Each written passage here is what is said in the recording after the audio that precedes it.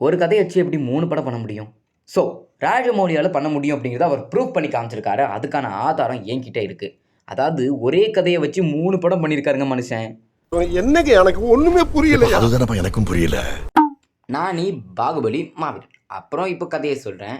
Hero வந்து பார்த்தீங்கன்னா, heroine love பண்ணாங்க. வில்லனும் அதே ஹீரோயின தான் லவ் பண்ணாங்க. இவங்க 2 பேரும் நடந்த மோதல்ல வில்லன் ஹீரோவ போட்டு தள்ளுறாரு.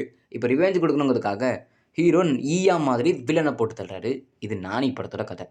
மாவீரன் படத்தோட கதை என்னன்னா, வில்லனும் ஹீரோயின தான் லவ் பண்ணுவாங்க. ஹீரோவும் ஹீரோயின தான் லவ் பண்ணுவாங்க. பட் இவங்களுக்கு இடையில இருக்கிற கேப்க்காக வில்லன் ஹீரோவ போட்டு தள்ளிட, அதனால அடுத்த ஜென்மம் எடுத்து ஹீரோ வில்லன போட்டு தள்ளிருவாரு. அப்படியே பாகுபலி படத்துக்கு வந்தோம்னா, ஸோ தேவசேனைய லவ் பண்ணுறது 2 பேர் பண்ணியிருப்பாங்க. அதுக்காக வில்லனான பல்வாதேவன் ஹீரோவ போட்டு தள்ள, அவரோட பையன் இவர போட்டு தள்ளிருவாரு. இந்த மாதிரி சம்பவம் எங்கேயாவது நடந்திருக்கு? இந்த மாதிரி நிகழ்ச்சி இதுக்கு முன்னாடி நிறைய நடந்திருக்குது. ஆனால் இதுதான் ஃபர்ஸ்ட் டைம். செமையான விஷயம் இல்ல?